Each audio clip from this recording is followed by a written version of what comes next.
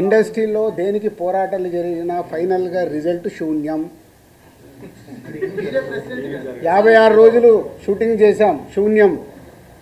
Cube దాని గురించి చేశాము, శూన్యం. ఇదే థియేటర్ వాళ్ళకి చెప్పా, మీకు రిజల్ట్ ఏం రాదు, ఎందుకు రానైనా వచ్చేది మూసుకుంటారు. మూసుకుంటామని చెప్పకండి. 3 కలిస్తే సొల్యూషన్ వస్తుంది. ఎగ్జిబిటర్, డిస్ట్రిబ్యూటర్, ప్రొడ్యూసర్ కలిస్తే సొల్యూషన్ వస్తుంది. ఇప్పుడు కలుస్తారు.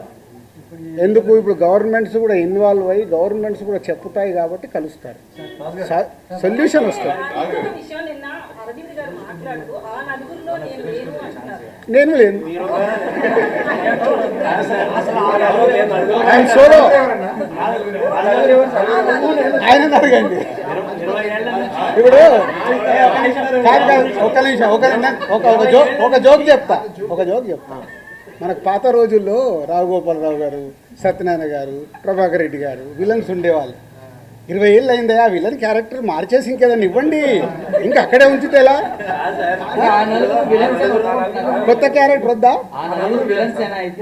అన్నట్టే కదా. మీరు ఎందుకు ఆ 4 ఫోటోలు వేసేస్తున్నారు? మీ పాయింట్ ఆఫ్ లో వాళ్ళు విలన్సే కదా. వేసే మీ అందరిని అడుగుతున్నా నేను, వేసే మీ అందరినీ. మీ బాధ కూడా అదే కదా. ఒక నిమిషం, మీ బాధ కూడా అదే. ఆ 4 ఫోటోలు లేకుంటే మీకు ఎవడు చూడడు. మీ బాధ మీది. ఎవరి బాధలు వాళ్ళే. ఇక్కడ ప్రపంచవ్యాప్తంగా డిస్ట్రిబ్యూషన్ నడుస్తుంది, పర్సంటేజ్ నడుస్తుంది అన్నారు. మరి ఒక్క తెలుగు రాష్ట్రాల్లోనే ఎన్ఆర్ఐ పద్ధతి ఎందుకు ఉంది డిస్ట్రిబ్యూషన్ చంపడానికి? కాకపోతే అన్ని పర్సంటేజ్ ఇచ్చినప్పుడు ఓన్లీ మనకొక్క చోట ఎన్ఆర్ఐ సిస్టమ్ ఉంది, ఎక్కడా లేదు. అదే అడగండి మరి, అదే నిర్మాతలను అడగండి. నువ్వు అడిగిన క్వశ్చన్ రైట్. నిర్మాత నేను ఎవరిని చంపుతున్నాను? నా డిస్ట్రిబ్యూటర్ని చంపుతున్నాను. నా డిస్ట్రిబ్యూటర్ ఎవరిని చంపుతున్నాడు? ఎగ్జిబిటర్ని. సో తప్పేవాడిది. ఆడియన్కి హలో, నువ్వు ఆడియన్కు నచ్చితే థియేటర్కి వస్తావు, రాకుండా నాకు వద్దని కూర్చుంటాం. మేము అలా కాదు కదా.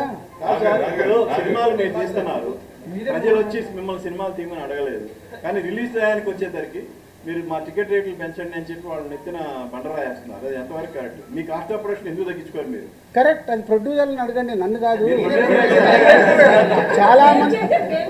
చాలా మంది ప్రొడ్యూసర్స్ని అడగండి, నన్ను కాదు. నేను దాంట్లోకి రాను. అదే అందుకే నేను ఇలా ఉన్నా. అందుకే ఈ సంవత్సరం ఎన్ని సినిమాలు నేను తీస్తున్నా, బయట ఎన్ని సినిమాలు జరుగుతున్నాయి, తేడా అక్కడే కదా. అని చాలాసేపటి నుంచి వెయిటింగ్.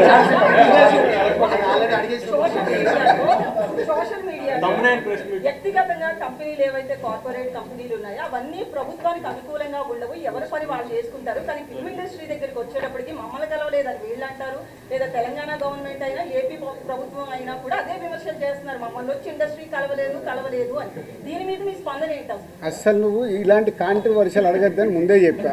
ప్రభుత్వాలు మాకు పెద్దన్న లాంటి, మా అన్న తిట్టినా మేము పోయి మాట్లాడుకొని వస్తాం. మీరు ఒక ఎగ్జిబిటర్, ఒక డిస్ట్రిబ్యూటర్, ఒక ప్రొడ్యూసర్, ఈ ముగ్గురు మధ్యన ఇప్పుడు సమస్య మొత్తం. అంటే మీరు ప్రొడ్యూసర్ లబ్ధి పొందినాడు, మళ్ళీ డిస్ట్రిబ్యూటర్ గా లబ్ధి పొందకపోవచ్చు, అలాగే ఎగ్జిబిటర్ లబ్ధి పొంది అలా జరగవచ్చు కదా. దీనికి ఒక ప్రొడ్యూసర్ ఈ 3 భాగాలకు సంబంధించి మీరేం చెప్తారు? ఫస్ట్ అసలు మీ డెసిషన్ ఏంటి? ఇప్పుడు ముగ్గురికి సమస్యలు ఉన్నాయి, ముగ్గురికి సమస్యలు ఉన్నాయి. కానీ నేను ఒక స్లోగన్ అందరు గుర్తుపెట్టుకోండి, సింగిల్ స్క్రీన్స్ని కాపాడుకోవాల్సిన బాధ్యత మా ప్రొడ్యూసర్లది. సింగిల్ స్క్రీన్స్ ఉంటేనే మన దగ్గర ఆ సినిమాకి, అంటే మామూలు ప్రేక్షకుడికి కూడా థియేటర్కి వెళ్ళి సినిమా చూడడం అలవాటు. ఈరోజు మన ఇండియా మొత్తంలో percentage wise VR is number 1. థియేటర్కి వెళ్ళి సినిమా చూసే ఆడియన్స్ ఇప్పటికీ మన దగ్గర ఉన్నారు. అబ్రాడ్కి వెళ్ళినా మనోళ్ళే, యుఎస్కి వెళ్ళినా మనోళ్ళే. సినిమా అంటే మనకు ఒక ఎంటర్టైన్మెంట్, ఆ పిచ్చి. కాబట్టి ఆ థియేటర్లను కాపాడాలి. ఇప్పుడు ఆ థియేటర్లు ఏమైనాయి, వాళ్ళు మూసుకునే కంటే దేనికో రెంట్కి ఇస్తే 10-15 లక్షలు వస్తుందని షిఫ్ట్ అవుతున్నాయి. చాలా థియేటర్లు కనుమరుగవుతూ వస్తున్నాయి. ఇది మా అందరికీ తెలుసు నిర్మాతలకి. కానీ మా సినిమా రిలీజ్కి వచ్చేటప్పుడు మా స్వలాభం నాకేమొస్తుంది, నా డిస్ట్రిబ్యూటర్ దగ్గరికి వెళ్ళి ఎంత లాక్కోవాలి, నా డిస్ట్రిబ్యూటర్ వెళ్ళి నా ఎగ్జిబిటర్ దగ్గరికి వెళ్ళి ఎంత లాక్కోవాలనే మైండ్ సెట్తోనే ఉన్నాం. కానీ లేదు, ఇది అందరికీ సంబంధించింది, దీన్ని జాగ్రత్తగా కాపాడదామనే ఆలోచన ఎవరిలో లేదు.